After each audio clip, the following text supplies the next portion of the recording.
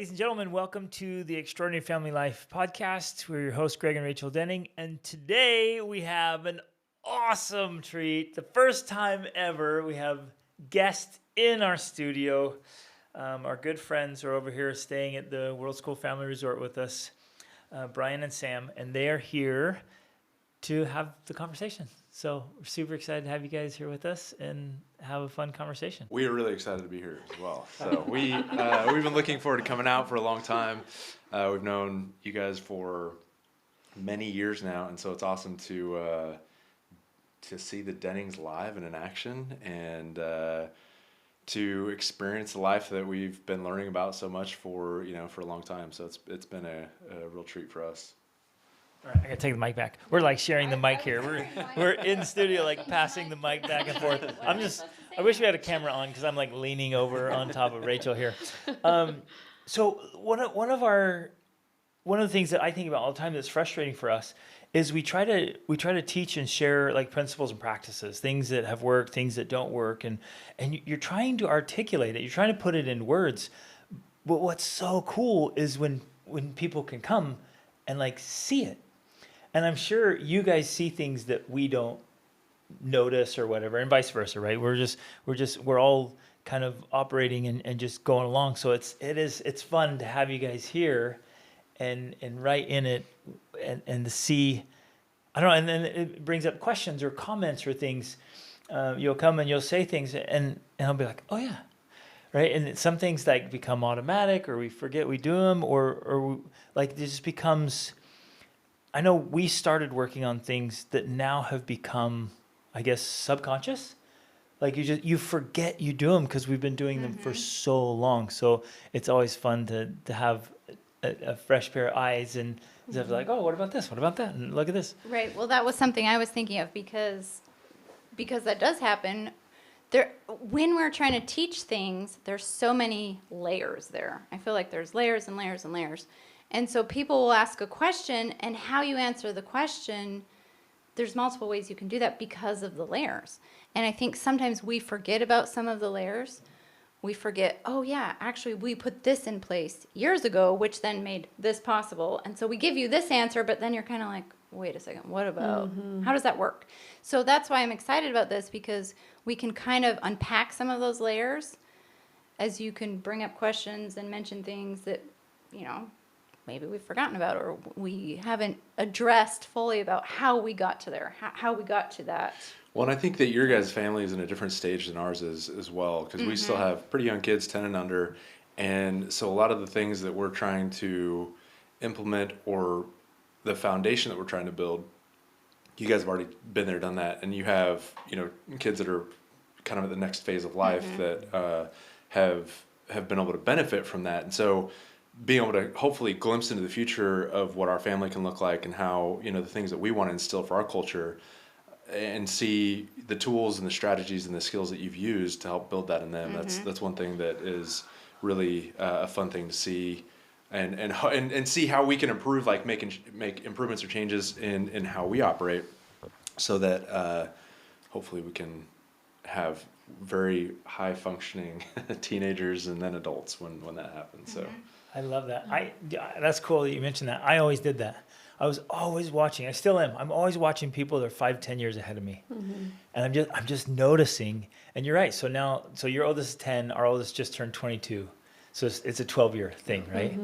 And what a fun thing for all of us to do is just pick this vision just ahead, and like what do I want it to be like when I get to that spot, and then try to set up the steps to get there.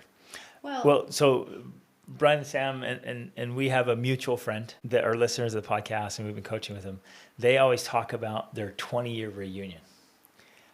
They're just constantly talking about that. And so every time we're talking, they're like, oh yeah, the 20-year reunion. They have just picked this spot in the future where all their kids are grown up with their kids, their marriages, and they're like, what do we want our 20-year reunion to look like? Sam totally does that. Yeah, she's mentioned awesome. it many times. Yeah. So it's this cool idea of picking a spot.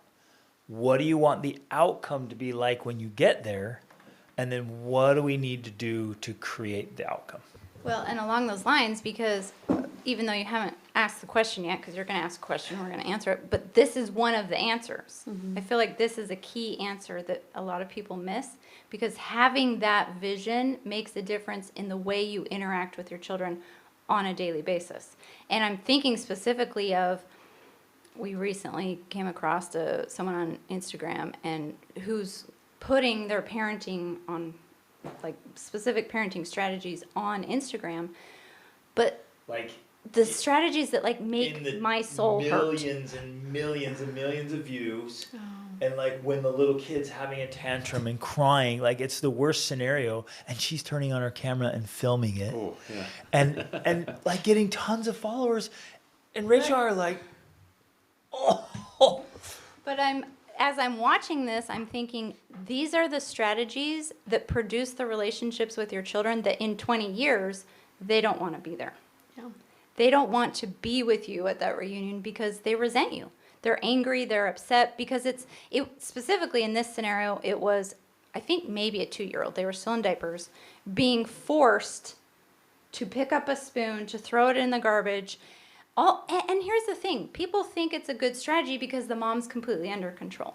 But just because you're under control doesn't mean that's a strategy that works. And then she puts him in timeout, and then he calms down. And so everyone's like, this is a good approach. This is a good strategy. I'm like, no, it's not, because you're missing the underlying thing that will lead to resentment in your children when they get, well, I mean, as they grow. And then that resentment builds into rebellion and anger and like distance between you. For us, the focus has always been on what do I want 20, 30, 40, 50 years down the road with my children?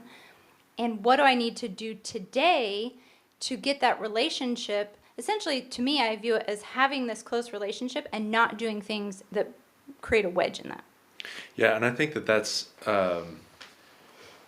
kind of what you're talking about with this influencer, whatever you want to call it, is the immediacy, like the immediate effect. They're getting the desired result in the moment. yes. But again, you're not, thinking that long-term vision of the impact of that interaction right there. And unfortunately, I feel like I'm always on the short end of the stick when it comes to like how or not short end of the stick, but I'm short with my kids in those moments because I want that immediate, like, I want you to obey me. I want you to do the thing that I'm asking you to do right now. And I think Sam is a lot better to look at like the bigger picture and the interactions that she has. And so it's, and seeing how you guys interact even with our kids, right? Like my kid will be throwing a temper tantrum or whatever because they're sleep deprived and not sleeping super great. And I just want them to like not scream and wake everybody else up. But the way that I go about it a lot of times is not necessarily with that long-term vision in mind. But sometimes it's like, you're kind of bound by the tools that you have. And so if all you know is like, shush, shush, shush, and, try to, quiet them down in that very limited way. One, you're probably not going to get the result you want, really. And then two, the long-term effect of that is it's not a solid foundation to build that relationship on, I think. So Yeah. And this is one of the challenges where there are layers there because, of course, we all want to have immediate results. Like, I mean, that is part of parenting. We want to not have children that are annoying and frustrating and irritating all the time. So having... Especially like in a public place. Yeah, You're at a exactly. restaurant or grocery store. You're like, Right. yeah. On the train when there's like, Yes. you're jam-packed and you got a kid crying and Right. trying to hit other people. Yeah, And you that's, can't get off yeah. a bus, Yeah. an airplane. Oh. So we're not, it's not as though we're promoting the other side of like, oh, forget, where the gentle parenting is kind of like, oh, well, forget about all of that. It doesn't matter because people just need to deal with it because they have their emotional need, blah, blah, blah, all that stuff. No, we want strategies that are effective and produce the results that we want, but don't compromise the long-term relationship. Yeah. That they don't compromise that long-term vision we have, but that do both, that can achieve both things. That's always been our approach because we've definitely been there. I mean, we've, traveled to so many places, and as a very self-conscious person who hates to make a scene, I hate, like Greg knows, that's like my biggest fear is making a scene in public. I do not want a scene, right? So I've always wanted... Like this is to a default. Like, Yeah. like we have the most well, I'm laughing my head off always, and then it ends up making a scene between us because she's like, "Don't make a scene, stop everything." I'm like, "I don't care, whatever. Like, I don't care." She's like, "Stop it! We're in a country that nobody's ever going to see us again. Who cares? But I'm like, people are looking at us. Stop. Just control yourself, you know? And so I've always wanted to have strategies that worked so that we didn't have to make scenes. But without. But I've also wanted them to work in a way that still maintained that close relationship so that I could get both. Now, admittedly, that's way more challenging. Like, that's the whole another level. So I guess if I could kind of extra emphasize this, it's easy if we're pursuing a result in the moment to use force. I guess I'll just kind of break them up into like force or manipulation, right? We can all become forceful, and I would say probably that's dad and mom, right? Dad's gonna be like, "Roar, and let's do this," and I did that plenty of times, and you get the immediate result, but then afterwards, I always felt so bad for getting after, and it was with the toddlers especially. I was like, "Oh," like they were just being kids, or manipulation, and that sounds harsh, but it's quite easy to become manipulative. But I think what you're saying is so I've important. always said that the bad side of motherhood or being a woman, it can lean into manipulation and narcissism. It can go too far. And so even in this influencer online that I was watching, she was completely calm. She was completely under control, but that doesn't mean she wasn't being manipulative. Yeah. When you're forcing your child to do something because that's what you want them to do, ultimately that comes down to a form of manipulation, really. So our approach has always been, how can I convince my child, even a 2-year-old, to want to do this thing so that they choose to do it? And you think, I don't even know if that's possible. Well, it might take longer than you want. It might not. You might not have the immediate result that time, like that moment, that specific instance. But if you get creative about it and you think through it, you can find that there is a way to convince your child to want to do that thing. So then it happens most of the time. So here's a question that I've had and I'm sorry, Sam, I'm taking You're good. our airtime here. But one of the questions that we ran into this morning, right? Our kid woke up. He's 2.5, and woke up much earlier than we wanted to. Other people are sleeping. He started screaming. We're like, okay, we're gonna take him to the store so that we can at least get him out of the proximity of waking everyone else up. And he just continued to scream while we were getting him dressed and trying to quiet him down. So the tools that I normally will go to is force, but in this case, you can't do it. Like force is obviously not an option, obviously not great. He doesn't understand what I'm saying, and he doesn't care. He's just going to scream until he gets something. I don't even know what he wanted at that point. So I can bribe him with, usually he likes a bottle of milk. That's one thing that he's usually pretty happy to accept. I can bribe him with a screen, which is one of my least favorite ways to do it, but it works very, very well. It's like a golden key that you have to unlock his whatever emotions that allows him to calm down, and that's the case with, I would say, probably most of our kids.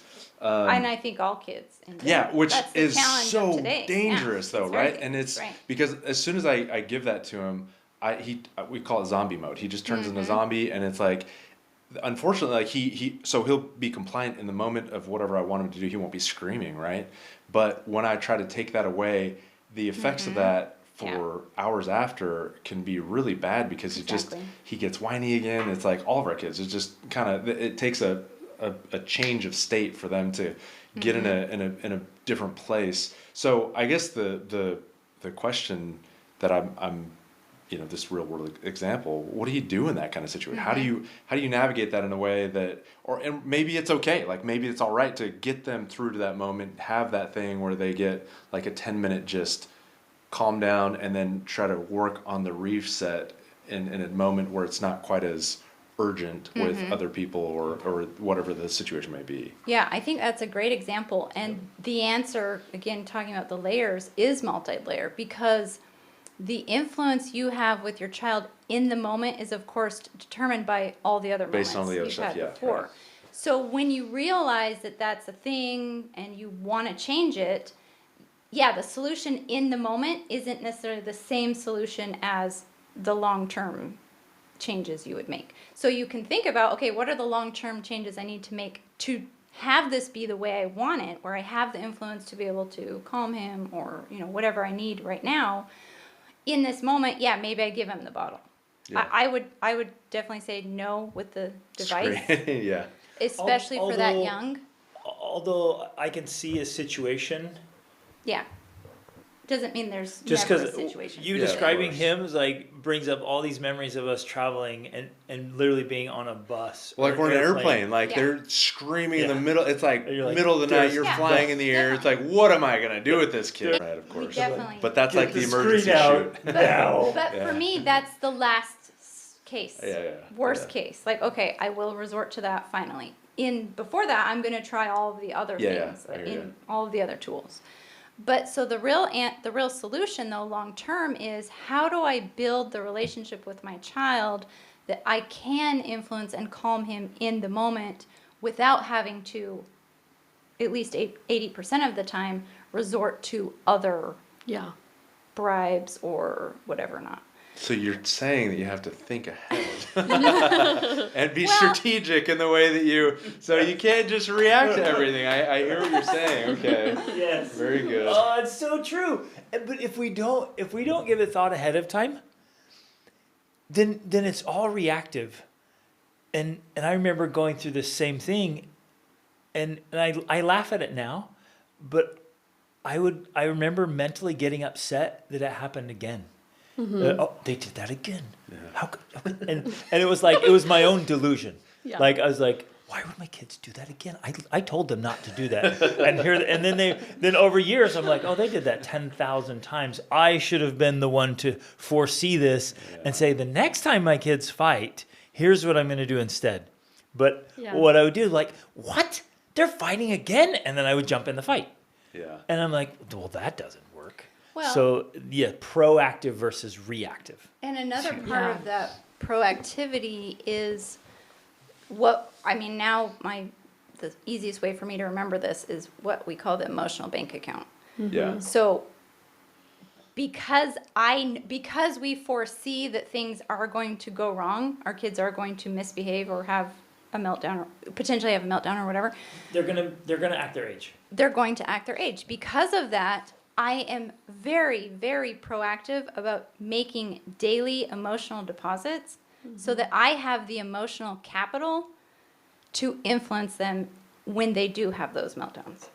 And I think ultimately that's what makes the biggest difference. It's kind of sounds like an abstract concept, but once I really understood that, that was the thing that made all of the difference. I think so we actually talk about that quite a bit, and even in our relationship with Sam and me, because I'll just think like, I'm one-to-one is great. Like I can give you a compliment or do something nice for you or benefit you, but if I really what I understand this to be is like anytime you even ask somebody for something, you're withdrawing from that emotional Yes. bank account. And so Exactly. if you're at a one-to-one ratio, that's like a very poor relationship that you have with another person. When I was in college, I played football, and we had a sports psychologist that worked with us named Craig Manning, and he talked a lot about this as well. And what he said is that for good relationships to function, you have to have a 5-to-1 positive to negative withdrawal. Yes. And he said for fantastic marriages, you have to have a 20-to-1 ratio, which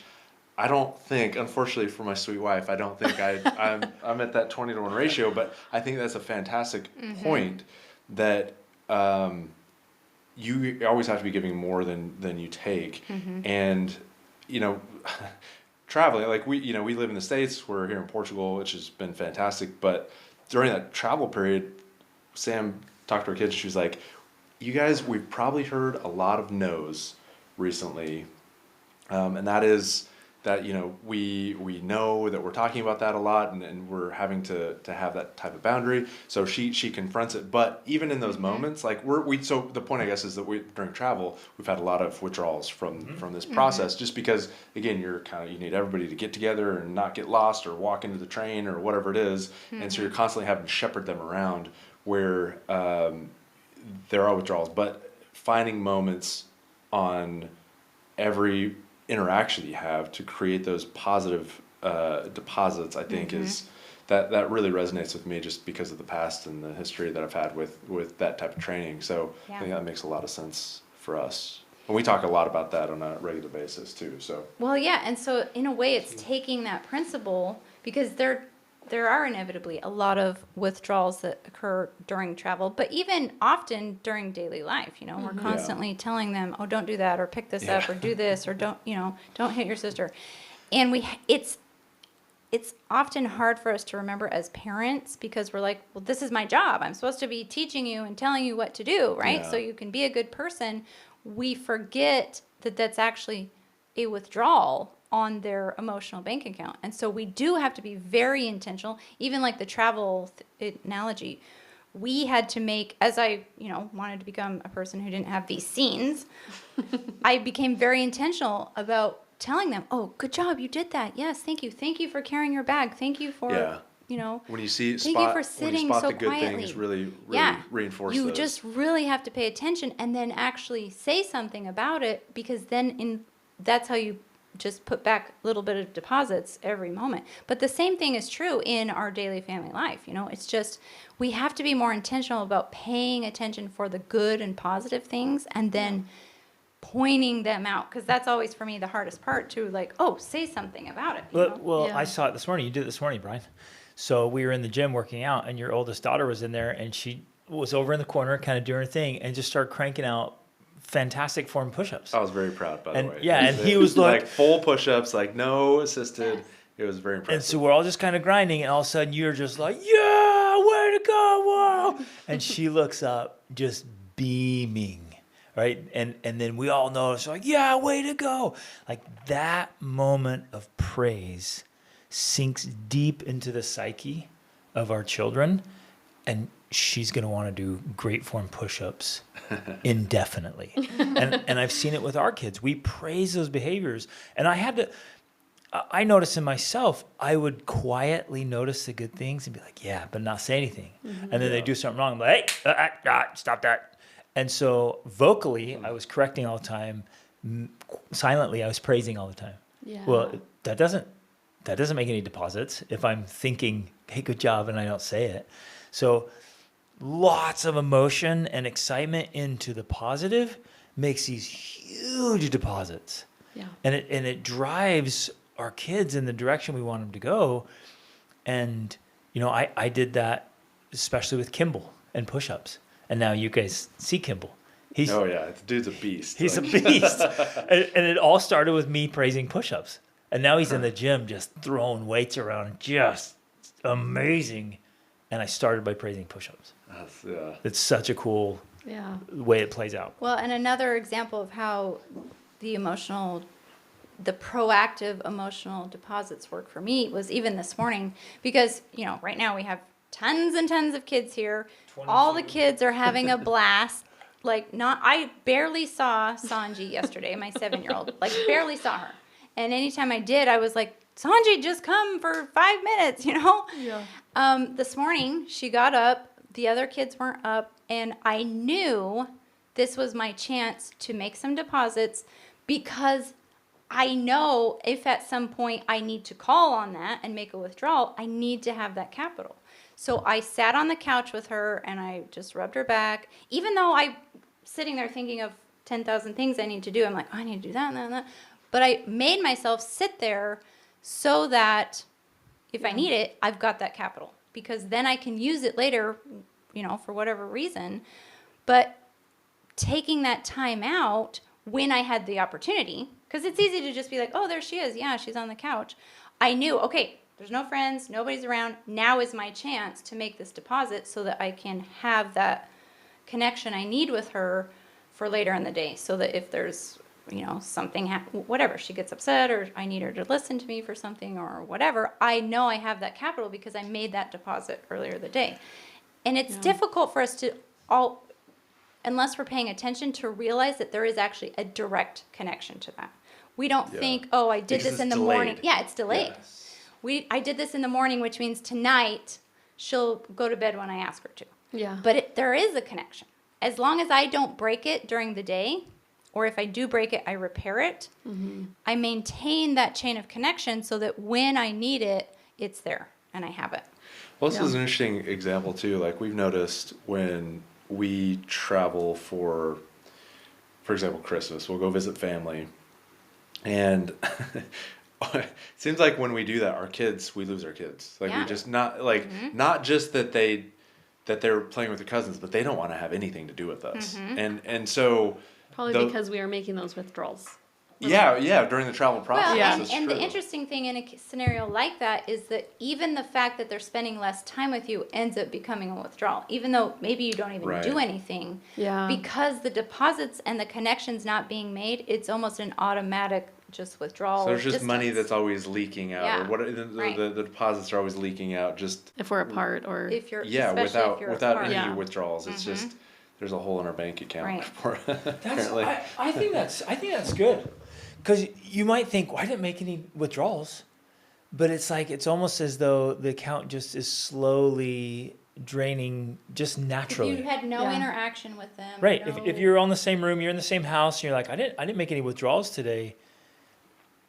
I love this idea because I think we just have to proactively be making deposits and connections, like constantly building the relationship no matter what. Because if we stay in neutral, it can't stay in neutral, I guess, so Yeah. to speak. Well, I love that concept. Like you were talking about, the 1-to-1 ratio, it's not sustainable. Yeah, right. And when you come across a time when you need it, Yeah. when you need that capital, if you've only been doing 1-to-1, you don't have it. Yeah. Because now you've come across something that's big. It's a big ask, like, be quiet, everyone's sleeping, And there's not enough capital there to fulfill that request, that demand, right? Yeah. And so it's almost like we've gotten to the point where it just becomes consistent that we're making these so that when we need them, we have it. And so coming around to the question that Question you that I'm haven't asked yet, someday going to ask. this is a part of that. We have so much capital with our kids. That's what makes the difference. So can I want to add one other element as we're thinking through this, because it's not always just deposit withdrawal. We're trying to keep the account there. Eventually, I think, like you were saying, Brian, once the account is built up, like we're just making deposits all the time, we have so much relationship capital. It becomes exponential. It becomes exponential, but then the kids start to do things on their own. We don't have to ask. Yeah. And they start following me into insanely difficult things. I'll just be like, hey guys, I'm gonna go climb this huge mountain. I'm gonna go do this insane physical challenge. I don't even have to ask. They're like, well, I'm coming too, right, Dad? I mean, they just assume like, oh, well, we're all going, right? I mean, I don't even have to ask. And so I guess what I want to say here is point out is like you get so much capital with them then that now I don't have to ask. I don't have to make a withdrawal. The relationship's there, the example's there, and they just like, please let me come. Yeah. Well, and so I have a question, and maybe Sam can voice this a little bit better, but one of the things that I see as she homeschools is that she's constantly doing things for them all day, every day, constantly giving. And I don't know how you feel about this or what, how it feels inside, but it seems like that can almost be depleting because, they're 10 and 8 and 4 and 2, and they don't really, or, whatever the ages your kids are, and they don't recognize the work that you're putting into it as far as like all the deposits you're making. It's like, I'm doing all this for you guys. Like, how does that feel to you? And how are you able to incorporate those deposits as you're already giving your entire day and focus and energy to them? Well, going back to what you were saying about seeing you guys in action is really cool, because there is And I think I learn by feeling. We've talked about this a lot. Like I when I can feel something and just kind of observe it, I learn really well. And that's something that I've noticed by just being here is, and I think somebody had mentioned that you guys are simultaneously very intense and also very laid back. And so it's cool because I think in some ways I've been intense about everything or intense about things that really don't matter. Whereas, and that is depleting. But those times when I know that I'm filling a bank account, I don't feel depleted, you know? It's those other times, it's more of the withdrawal times that are depleting. It's like, oh, we need to get this done. I need you to unload the dishwasher. It's like all of that is really draining. But seeing you guys, how you are more relaxed around like a lot of the day-to-day stuff. You have really high standards, but I don't know, it's given me a different vision to take home. Like, oh, I don't have to be so intense about every little detail. I don't know. Does that make sense? Yes, Yes, it makes that's complete sense. really And it's profound. very insightful because the irony is, and I think that this is one of those things where it's difficult to unpack the layers here because we can say this thing of like making deposits, but the irony is not everything we do for our children is a deposit. So we Yeah, can right. do things for them, and sometimes it's actually a withdrawal. Sometimes us doing something for them becomes a withdrawal, or it's not a deposit simply because it doesn't count for them. Or they And- don't Yeah, notice. yeah. Or they don't notice. Well, and it's kind of like what I hear Sam saying too is it's like in the way she approaches Yes. those interactions, it can either be done as a withdrawal or it can be done as a Exactly. deposit. Yeah. And And that that's- has a different energy in each Yes, one of those exactly. interactions that can be either transactional or transformational, right? Uh-huh. If you're doing it just to be like, hey, I'm gonna do this so that you like me and I can Right. get this back later, like that's a very transactional interaction, Exactly. right? But then if it's no, I love you. I'm trying to build you into the type of person that ultimately is going to be successful and happy and balanced and well. Like that's a whole different approach. Yes, and Yeah. I actually was going to say that. That's perfect because that's the other key piece. It's so subtle, but the way you approach it makes all the difference. So if I feel resentment or anger or irritation or frustration, and I come at it from that place, it's not a deposit. Whereas if I feel love and appreciation or gratitude, and I come from that place, then it becomes the deposit. So really, it is the way we approach it the most that determines whether or not it becomes a deposit for them, and if it's something they actually care about. Even the asking them to do things, and I do this mentally all the time. If I feel that I don't have enough capital or I don't have the right attitude, I literally will not ask my kids to do something. I will do it myself. Step in. But Rachel, stop. which is a good long-term, like that's a long-term necessary thing. But in the short term, often I just know like I just need to do this myself because I'm not in the right place Yeah. to get help. But when I get in the right place, then it's easy for me to ask and they willingly do it because I come from the right place. Yeah. So it is very subtle and it can feel very like unclear. Like, what? How exactly do I do that? But with practice and awareness, I've realized that that's what makes a huge difference. I think what you said and what Rachel's saying, that was really insightful for me, that it feels like a withdrawal in your accounts Yeah. too. Yeah. So it's Yes. not like just a withdrawal in the kids' account. It's a withdrawal in the personal account. It's like, this is draining to me to get intense about it. I know when I had to switch that, and the way I switched it was with fun and play. And so I used to be like, I'm going to yell, give the dad lecture, and maybe spank. Now my go-to almost indefinitely is tickles. And people will be critical of that or doubtful, like, oh, no, you need your kid to do what they're supposed to do. They're not listening, and tickling them is not going to get it there. But it works for me because they know I'm dead serious and the end result will happen, but I'm going to get you there by squishing you like a grape and tickling you and like, no, this is happening. And it has worked like a champ. So I haven't lowered my standard. I haven't removed my boundaries.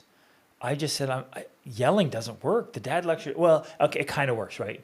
People yell and spank Work because in- it gets in a the- result. In the short term. In the short term. Achieving Yeah. both Right. outcomes. So if I want both outcomes, I'm like, no, hey, I'm dead serious. Like, your room's a disaster. It needs to be cleaned. And I'm legit. I'm gonna tickle you until you and then can't put you in stand an it. arm bar, and we're gonna be laughing. I'm gonna be squeezing you until you're begging me to let you up so you can clean your room, right? Because the room's gonna be cleaned. But and this is where I wasn't real thoughtful about it at first, but now looking back, I'm like, this is like, for me personally as dad, that's my secret sauce. Like, I'm in a way making a deposit simultaneously while making a request. Yeah.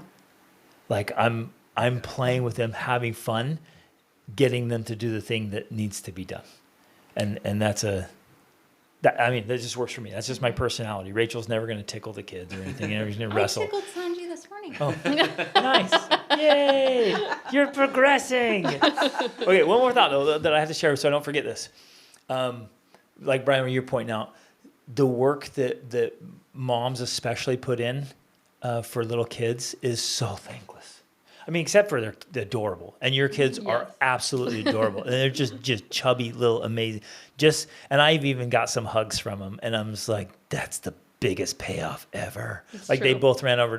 Both your little ones just ran over and just gave me this hug this morning. I was like, that's awesome.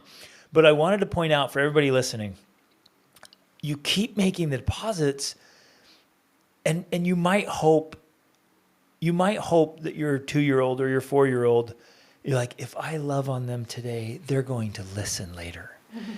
And today they're like, I could give a crap about your agenda and your schedule and they don't care.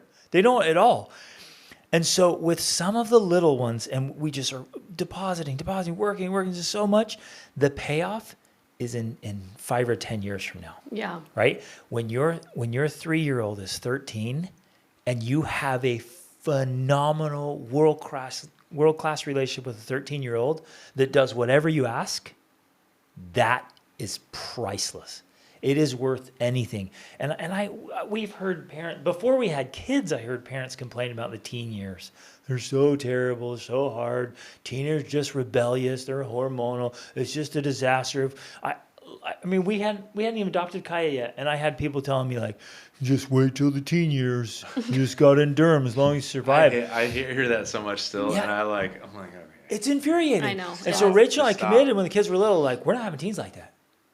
And people were like, you're delusional. Just wait. That's what we thought too. I'm like, no, we're not playing that game. And I can say we've had how many teens now? We have. 5. So we're on our 15. some- Well, yeah, they've passed through the teen years. So we've had 5 so far, and it's been absolutely amazing. Yeah. The teen years have been phenomenal because these practices, when they're young, work. Okay, so this leads into the question. The question which all came to mind because we are here and we have witnessed, like the first night we got here, your teenagers came out with some bowls of delicious food. And you guys were like, oh, here, let us have some. So they end up giving their food to us. And not only did they give their food to us, when we were done, they cleaned up after us. Like, nobody asked them to do that. And then the next day, after we were done eating, I'd go to take our dishes in, and your 14-year-old is like, oh, here, give them to me. I'm going to do all the dishes. And I said, oh, is that your job today? Like, or do you rotate dishes? Like, how does this work? He's like, oh, no, I'm just going to do them. So my mind was blown. So that's what started this whole question of how do you get teenagers like that, which I think you're answering now. Like, you have this relationship that you've been working on for 14 years, basically. Yeah, that is the underlying foundation right there. And that, I want to go back to this influencer. That's what I see. When I look at someone manipulating their 2-year-old like that, I think you're going to have a real problem with your tween and teen. That's what I see.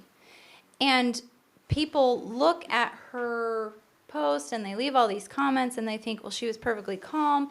He learned the lesson. These are legit comments that people, and because I left a comment on there and people have responded to me and other comments, he learned the lesson because he calmed down and then he gave her a hug and said, next time, Mommy. I'm like, no, he didn't learn the lesson. What he learned is to comply with whatever it is you want so he can receive your love and affection. That's what he's doing. That's manipulation. Yeah. Yeah. And the end result of that, like that'll play out over years, and it'll be massive amounts of resentment. It'll be people pleasing. It'll be putting on a performance and an act to get the love, to get the response. Like, I'll do anything to get attention and love from my mom. And then if that plays out, it ends up like that guy has a really unhealthy relationship with his wife because he's trying to get the love he wants, and he's putting on this show to get the reward. And then all the while feeling resentful because like it's because just it such a comes down toxic- to not being his choice, but doing it simply because that gets what he wants. It's a transaction that it just is all Exactly. about the transaction. Okay, He's- so hypothetically, let's say that somebody was a parent and had been raising their kids in a very transactional way. We won't name any names here, or guilty parties, but what if that was kind of the standard operation that you were implementing?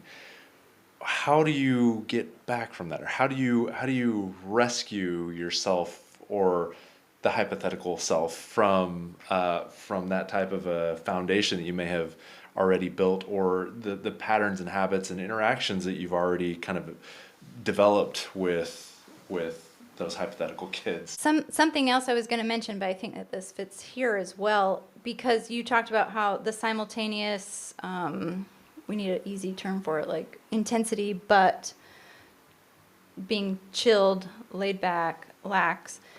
And I think that is one of the ways we do it, because we've learned to focus less on the momentary thing and more on the bigger picture. And the momentary irritations are simply reminders of how we can do better with the bigger picture. Yeah. So if I come to a moment, I tell people this all the time because I think it's significant. We haven't had a tantrum in 15 years. Our youngest is 7, so that, says something. But the reason why is because we're focusing on the bigger picture and less on we talk about fixing what's gone wrong versus helping things go right.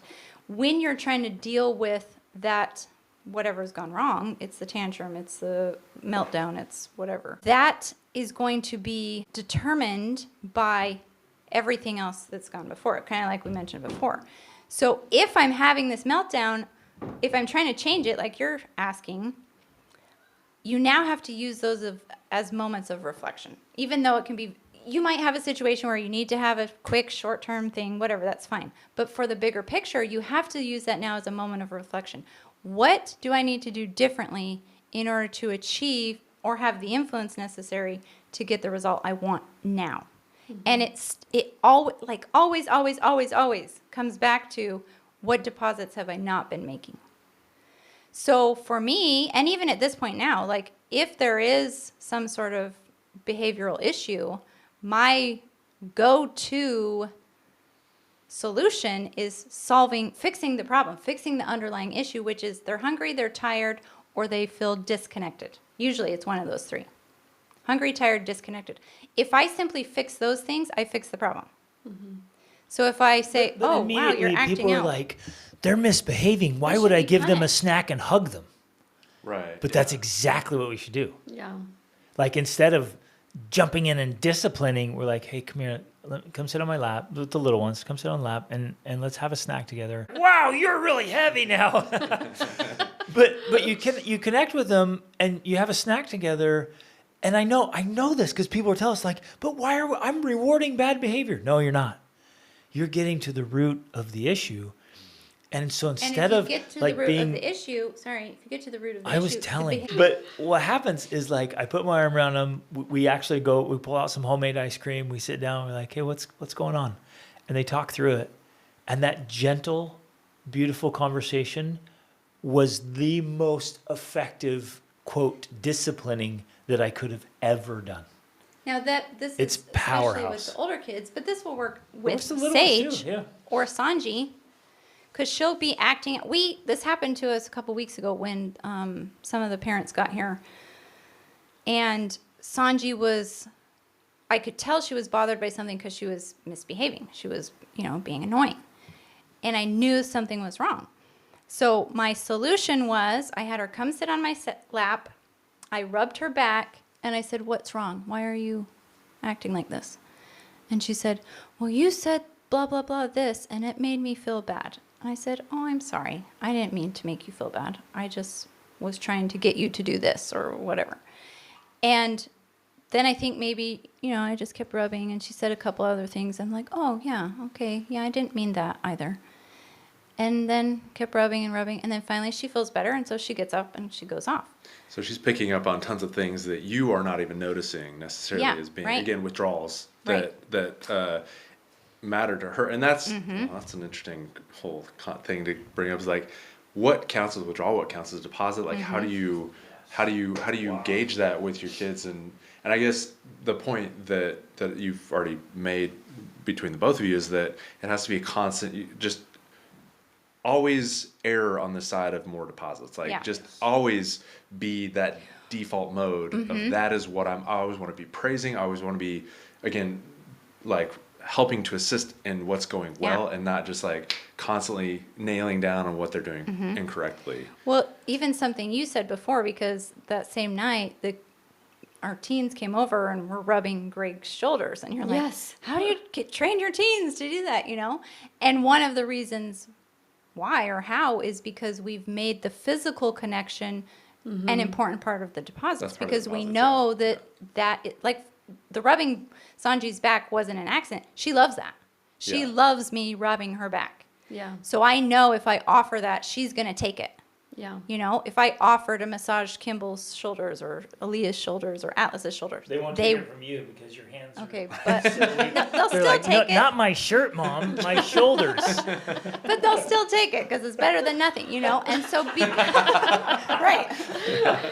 But because of that, because that's part of the go-to, it's like, oh, I can tell you're feeling upset. Like, what's wrong? What's going on? It's just become natural. So then they also would just come up and do that to us too, because Yeah. that's a part of our interaction with them. It's a Yeah. part of the culture. But I wanted to emphasize this. I haven't I said wanted yet. one more point about your story with Sanji. So she's misbehaving. You could have reacted with some kind of disciplining, some kind of withdrawal, like, "Hey, don't do that." And it would have been, yeah, go to your room, go sit down, get in trouble. And it would have been another withdrawal on top of the withdrawals, Yeah. where instead it was like, "Hey, what's off?" And she talked through it, and you actually made some deposits, and everything was resolved and went Well, on. So and- there wasn't a stacking of withdrawals. Yes, and the other key was I was able to do that while we were sitting there talking with the new people that had just arrived. Because I didn't have time to go out and take her in the other room or wait. She was being annoying in that moment with all these new people here. And so my solution was, okay, I know she loves the back rubs. I'll have her come over and do the back rub. Greg can keep talking, and I can whisper to her, and we did the whole thing in whispers and resolved it. I didn't have to go anywhere. I didn't have to be in private. Because another key, back to my hating scenes and traveling the world, I had to learn how to do things that worked anywhere and any time, right? Like in a bus station, in a train station, at the airport, whatever. So that's the other part of it, is that it can happen anywhere. You don't have to be in a certain place or have certain circumstances. But back to what I wanted to say. Wait. I just remember one more thing. I forgot we did this. So when we started traveling, we were going to be in public places, and we didn't, Rachel's horrified fear of scenes. I was like, I got to come up with a solution to not create scenes. And so we came up with a sound. And we talked about it beforehand. We constantly reminded of them. and then we would make a little sound. It was like a little whistle that I would do, this little whistle. snapping. We used to do We snapping. would either snap or whistle. And so people on the train or the bus or whatever in the public area, they'd hear a whistle or a snap and they'd kind of glance around, but they had no idea what was going on. But we had, in our family, we had this little reminder of like, and the kids got tuned to it. It was amazing. They could, and I still use my whistle. I'll do it in a grocery store. We're in a crowded area. I have this one whistle I do, and I'll whistle, and my kids, they all come over. They know. It's like, oh, that's kind of, and we made it fun. It wasn't scary. It wasn't threatening. I'm like, hey, when I make that sound, like everyone needs to stop and you look back and we need to like check what we're doing. And it works like a champ. And so if they ever forget and they're getting rowdy or crazy, or we're on a subway and they're like spinning, doing flips on the poles, and people are like ducking and Parkour on the dodging, metro. we'll just like, and they'll look back and like go to the next pole where there's nobody. Right, and Rachel's like, no playing on the poles, and I'm like, no, are you kidding me? Playing on the pole in a subway or metro with like for a kid, that's the best thing ever. Just go to the one where there's no people, right? And so we made a little sound. We'd come up with strategies. I guess that's one of the things I want to share for everybody listening, is like get way more strategic. And it might be tough at first because again, as a young dad, I thought, man, I've got yelling and spanking and grounding. Timeout. Those are my tools. Except immediately I was like, I'm never going to give timeout. That's so stupid.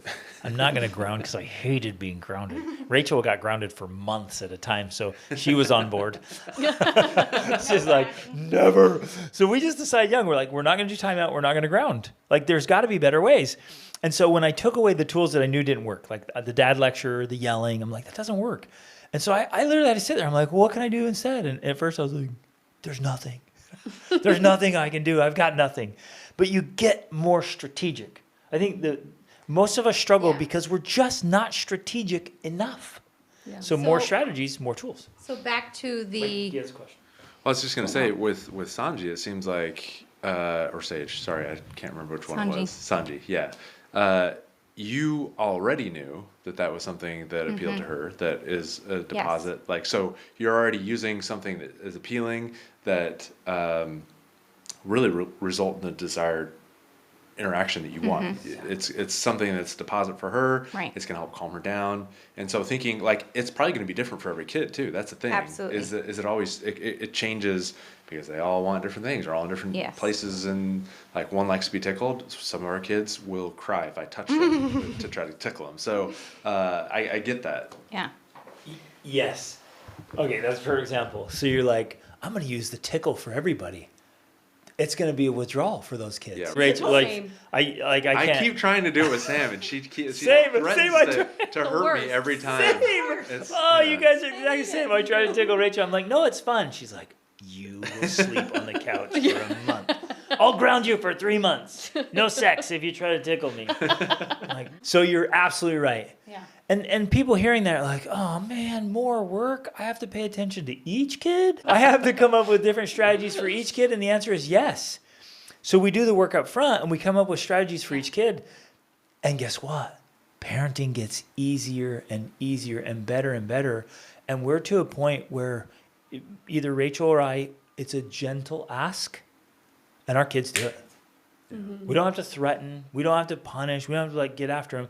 Like, hey guys, would you help? Boom, they're on it. Yeah. Because we did the work up front of finding the ways that work for each kid. It's an absolute game changer.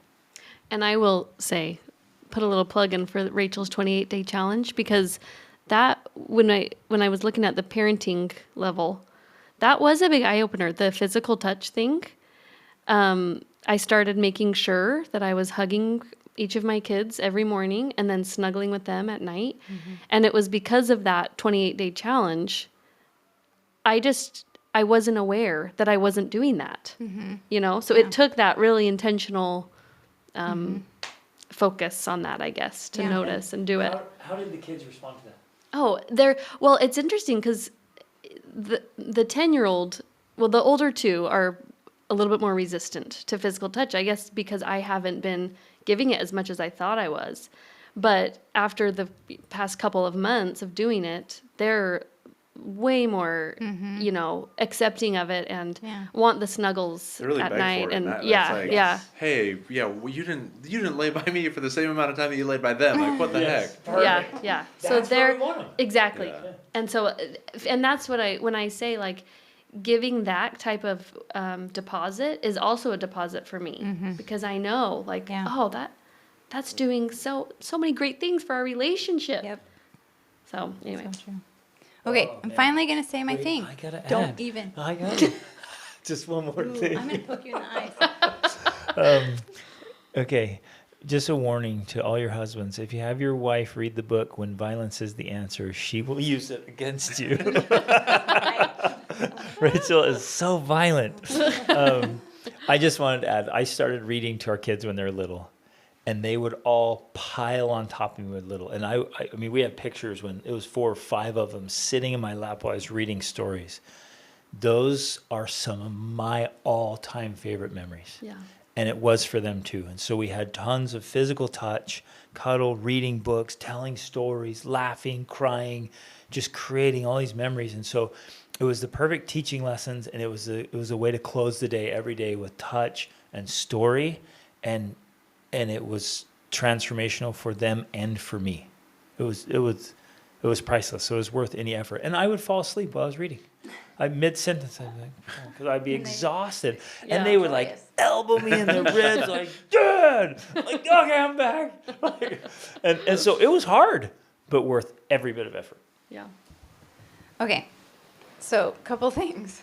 Finally, so your question was, you know, what do I do now? How do I change this? And part of that is using the moments that are frustrating and irritating and the behavior that you want change as kind of now, and I get when I'm saying this, that it's difficult to do because you're like, they're just misbehaving and I want it to stop right now. But I started using it as a time of reflection.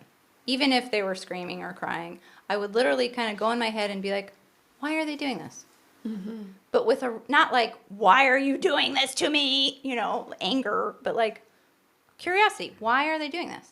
And then I would go through a list. I'd be like, are they hungry? Are they tired? Have they not cuddled enough? And then as you get to know each child, you can know like, oh, there's even different specific things. Like they didn't get that thing they need. You know, Kaya, our oldest, she needs meat. If she doesn't get meat, like she's a different person. And That I'd be is like, my type of human being. you're not, yeah, I'm the same you're, way. so I would know, Kaya, you need some more meat. You know, have you been eating enough meat? So I would go through the questioning process, because the other piece of this, I'm mentioning them together, is that we're so drawn or driven to just solving the problem right then. yeah, And I have learned to postpone solving the problem so that I can have a long-term solution that works in the moment, not in that moment because I don't have the tools. So I know it'll work in the moment next time Right. or in the future, but also maintains the long-term relationship that I want. So if I don't know the answer, if I don't know what to do in that moment, say like, you know, with Sanjay, I knew what to do. I'm going to rub her back. I'm going to talk to her. If I didn't know what to do, I would have just postponed it.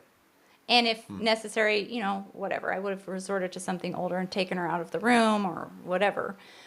But I would have postponed, if I can, I'm going to postpone doing something and I'm going to let them misbehave so that I can find a real solution that will work then and in the future. Maintaining the long-term relationship so that I can get what I really want. Because what I really want is the long-term results.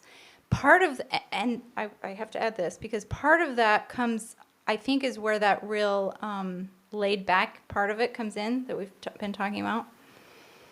We're laid back about a lot more things because I'm not worried about all the things getting done. I'm less worried about my objectives than I am about the relationship.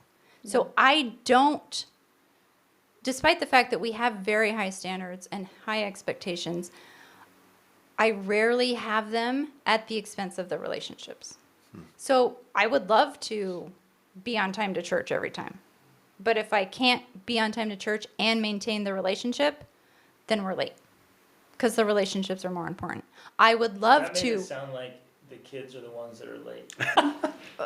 I'm not done, okay. If I am trying to get them to do their studies or their schoolwork, that's the objective. But if I can't do it and maintain the relationship, then I let the homeschooling go. I let the studies go. Does that make sense? That's a good example, but it wouldn't be like, 2 years later, I still haven't found a solution. So the kids, they're not doing their studies because Right. I'm working on a solution. We don't play that game. Yeah. But Rachel would be like, look, they don't want to do their studies and I don't have the right tool. I'm going to take today and tomorrow, Or maybe the a rest of the week. week. Yeah. And I'm going to figure out something that's going to work long term and create a real solution instead of like superficial symptom management. Yeah. Like, okay, so they miss a few days, they miss a week. So what? We're going to come back with a real solution that actually gets the results we want. Yeah. So Can that you they give- do the studies, but then it doesn't damage the relationship either, right? Because that's ultimately what matters the most. And that's the thing that builds the foundation so that you have the capital, so that you can have the teenage and adult relationships with your children that you want most, in that long-term 20-year vision. Yeah. I was just going to ask, can you give an example of like if one of your kids didn't want to do their studies, would you create a whole huge system around that? Like what kind of solutions do you So look for? just like with the disciplining and stuff, it's very individualized. So I would go back to looking at what motivates that child, what they are interested in, what their passions and talents are. I use this example a lot, but one is like when Kimball was probably 12 or 13, it was actually the Good and the Beautiful curriculum. And he, in frustration, one day was like, why do I have to do sentence diagramming? And I said to him, I'm like, I don't know. He's never done sentence diagramming again. That kid, right now, he's remodeling a Defender. He is very capable. He doesn't need sentence diagramming, right? And so I realized for him, that wasn't important. For someone, sentence diagramming might become very important, but it wasn't for him. I just literally dropped it. I was like, it's not that important for you to learn that thing. Now, in other situations, if he said, why do I need to learn addition? I'd be like, well, you do. So we're going to have to figure out how to motivate you to do it. And we lean into relevance. Yeah. I think relevance is the most important thing in education. And it might be obviously relevant to us, but it's not always relevant to the kid. Yeah. So I'm like, if I can't connect relevance in their brain at 7 or 11, then it'll always be a battle. Yeah. So I'm like, how can I make this relevant to them? And I have found across the board, and I've worked with thousands of youth, when they finally get it, when it's relevant to them, they're on fire. It's unstoppable. You just cheer them on. But I also realized it came with maturity and age and stage. So Rachel and I had to understand childhood development and realize, oh man, trying to force a kid to learn this at this age, it's just a battle. It is a slog. And I'm like, let's let them learn something they're interested in, and be afraid like, oh no, what if my child's behind in math or reading, years behind? We've found across the board, it didn't matter because they would catch up so fast as soon as they were ready. Yeah. And your guys' youngest is a little guy.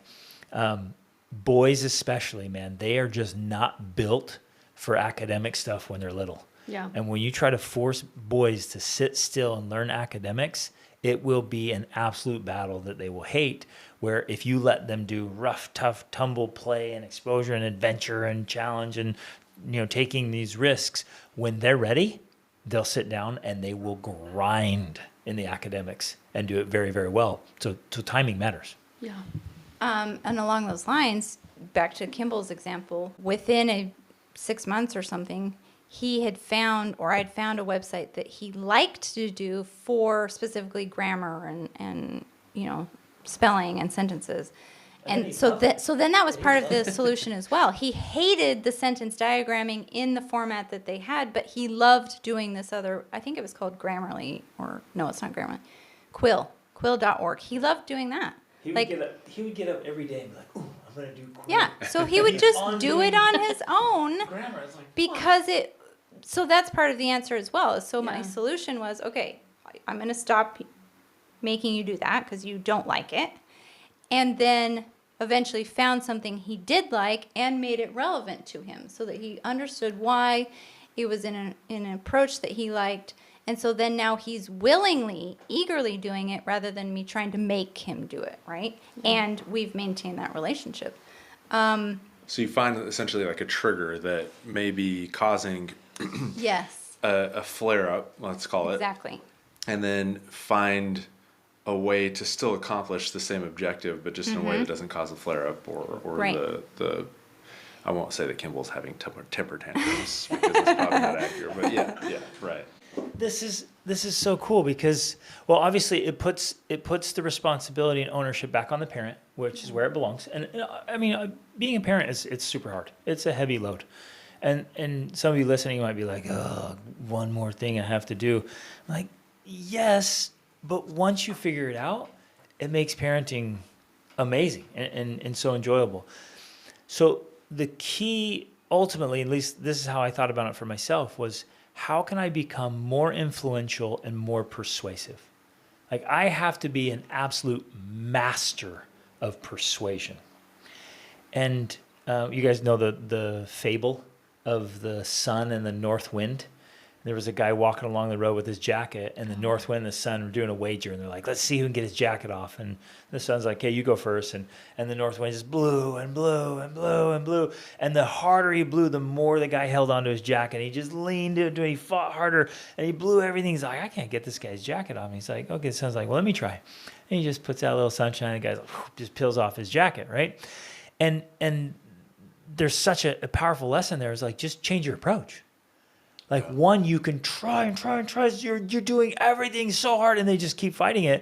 And you're like, what if I stop like being so intense about this, and I step over to the other side and we just talk about it differently? And then they're like, oh yeah, totally. Yeah, I'll absolutely do that. What the change was me, and in often cases it was easier. It's easier to be persuasive than it is to try to be forceful. Mm-hmm.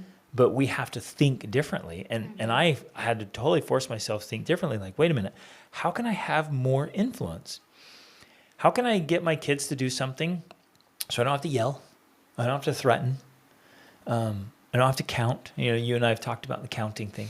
And we did the counting thing. Yeah. And I was like, they only respond on 3. Like, Just start going to 3. Yeah, exactly. I'm going to count to 3. 3! Ah! Right? And then you go. And I would probably do that. That's literally what I would do. I'd change up the whole thing. I'm like, if I have to count to 3, you get it. 3. And then I would just get it. Ah! And then they're like, oh, this game's over. Right? Because we condition them. And so instead of doing that, I'm like, how can I earn more influence? And how can I be more persuasive? And I started trying things. I'm like, man, this works like magic. Not to be manipulative, not to use it too much or in weird ways to get them to do things that are dumb or that don't matter to them. But if you use persuasion well, like, you win. I think that that's another key part of the persuasion. And again, it's something that we feel like makes it more challenging to be a parent, but in the long run, it actually makes it easier. And that is simply explaining things to them at their level. Yep. And I think people sometimes feel that allows them to talk back or to be disobedient. But for me, I've never wanted obedient children. I've always wanted thinking children. I've always wanted children that could think, that could reason, that were self-directed. That were self-directed, right. And that requires them to actually talk back. Like, they have to ask you questions. They have to question why. They have to say, like, why do I have to do this? Mm-hmm. And or they have the space to say, I don't want to do that. Yeah. Okay. Exactly, right. Having that permission and that space to be able to say something like, I don't want to do this, is a beautiful place, because that gives you both an opportunity to talk through it, which is the basis of learning how to think. Like, that's how you learn how to think, is by walking through or talking through a scenario of like, well, why don't you want to do it? And why is it maybe important? And how could you learn how to want to do it, or whatever? Having those conversations is what gives them that self-directed cognitive ability, so that then they are the ones who are doing the thing because they want to do it and because they understand why it matters, not because I'm telling them to do it because I'm the parent and that's what you're supposed to do. One of the things, I mean, authoritative yeah. side of it just doesn't One of the best things I think Kaya ever said to me is she was like, Mom, you always explained to us why we should do things in such a way that I'm like, it just made sense. And so you would ask something and then we'd say why and you'd explain it and we'd be like, oh yeah, okay, that makes sense. I'll do it. And that to me, that's the answer. Like as soon as kids have relevance and they feel like that makes sense, they're willing to do things. They're really actually pretty sensible. They want to do things that make sense. Well, here's an example that I've seen with your guys' kids already that is so cute with the exercise thing. Because you like exercising hard with them. Oh yeah. And Yeah. and they're still resistant because they're super young, right? Yeah. In fact, I didn't expect any like self-inflicted challenging workouts until my kids were close to 14. They would do it here and there, but consistently pushing themselves hard, it was after 14. But you're already in this stage with them, and it was adorable. Like when I was going with your little ones, they were just like I was cracking up because we're going along, and they're like, I hate this. I hate working out. Working out's horrible. My dad we work out. It's hurting. And the whole while I'm just responding like, I love it when my legs burn. It means I'm getting stronger. Not me. That hurts. I hated that hill. I'm like, oh, That was like our second one. yeah, and it was so fun. We were just having a blast. And we're just laughing and going along, and she's like, it's the worst.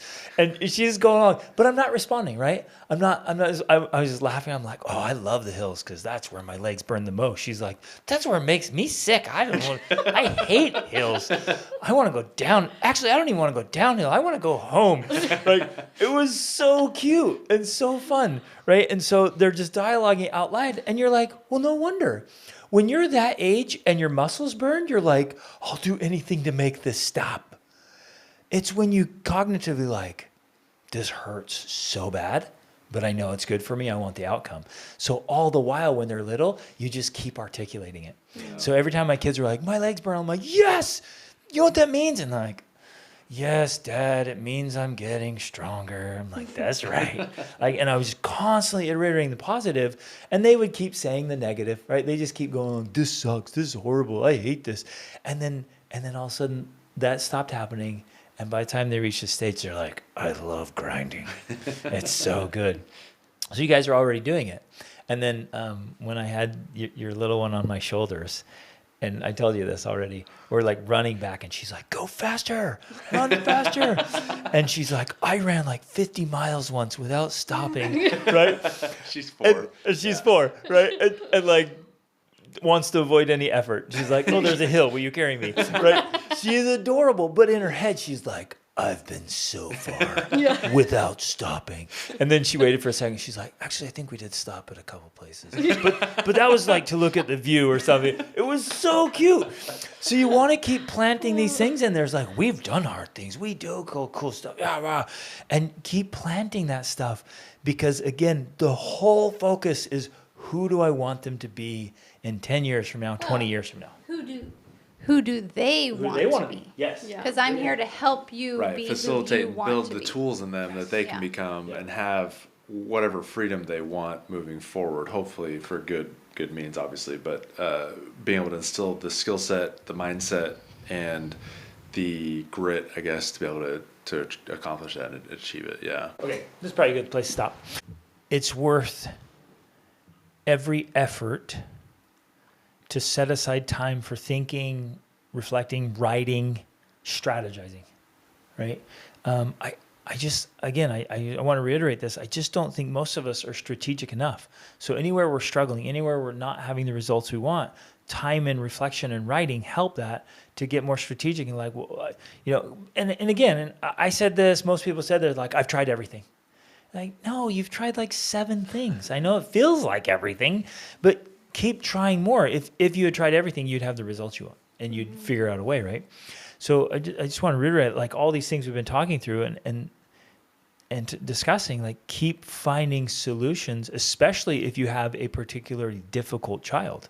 We were having this conversation in the kitchen the other night where you're like, if you have a kid that is just so determined or so persistent. Probably every family has one or two of them. You're like, yeah, that kid.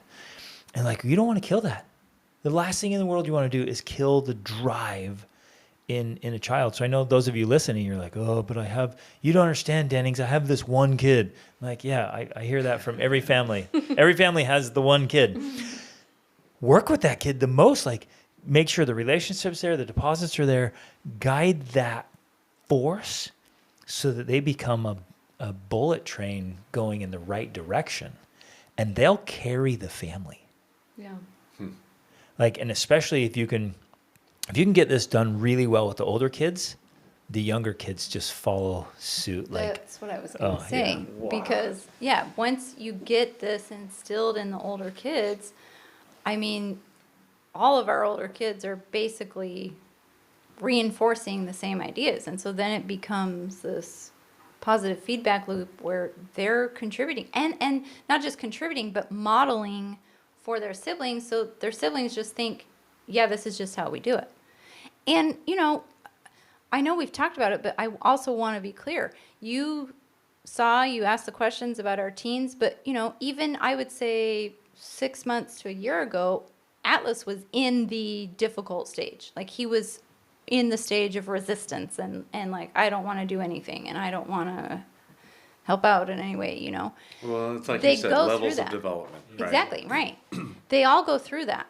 They all have the, you know, especially, I would say 11 to 14 for boys, but girls go through it too. They go through those phases, but the key is to not, during that phase, we never were just like, oh, well, okay, this is just this kid, I guess. We were like, no, here's the expectations, right? But And we we kept also- reinforcing what was expected. and we didn't destroy the relationship. And we kept maintaining the relationship, making the deposits. We continued the strategies. Also, that includes, you know, restricting certain privileges or whatnot as necessary so that we had the expectations there, including the working out. Like, he was not working out a year ago. And now that kid's in the gym every day, even on his own. Dang, yeah. Yeah. But that all came about because that's what he wanted. He chose it. Yeah. He opted in. But he wouldn't come. And so I kept inviting. I never stopped inviting. So for 3 years, the last 3 years, I invited him to work out, and he would work out maybe once a week. But I didn't ridicule him. I didn't get after him. Nothing. He ate like a teenage boy and didn't work out. And so he got a little pudgy, whatever. I didn't say anything. No mockery, no nothing. Kept inviting. He was watching me and his older siblings just grind, and he'd come in and be like, ugh, like, that looks like a lot of effort and pain. You know, he just has that look of a 12-year-old 13-year-old like, ugh, why would anyone do that? And we just kept inviting. We kept making it look like fun. Now, and again, didn't say anything. Just invited, no criticizing, no condemning, no mockery, nothing. And then we just kept inviting, and now he's like, just like 3 days ago, he's like, I'm going to get shredded abs. And he's fasting on his own. You have a 14-year-old boy on his own fasting and grinding in the gym. He fasts 16 hours a day. Yeah, so now he's doing intermittent fasting, 16-hour fasts on his own. I haven't said anything. He just watched, and we kept the relationship up. So when he was ready, he's gone. And he's probably going to be the biggest kid in our family. He's Yeah, going to be a he's beast. tall. Yeah, he's just going to fill out and just be jacked. But this is what it's all about, and it's worth all the effort and the work, and it's amazing. Family life is amazing, and it's such a reward. So you guys, thank you for being It's here. been great. We appreciate you guys having us. This has been really fun. Yeah, thank you so much. We love you guys so much, and love your awesome family, and you're doing so many amazing things, and it's just awesome to meet up with you again and see your family grow and transform. And I was just thinking, your oldest is 10, so within the next 2 years, she's gonna go through a massive change, and it'll be another. You'll be like, I thought we just had this figured out. And then whoa, and she'll start the transformation into puberty and the teens, and it's just this whole new amazing stage of life. It's so awesome. So I don't know, I love it. Family's the best. It really is. And there's a big attack on family. So I think we all need to put in our effort to keep our family strong and then radiate out to the rest of the world. Like, this is what it can be like, and give other parents hope for these kind of things. So you guys, thanks for listening. Love you. Reach upward.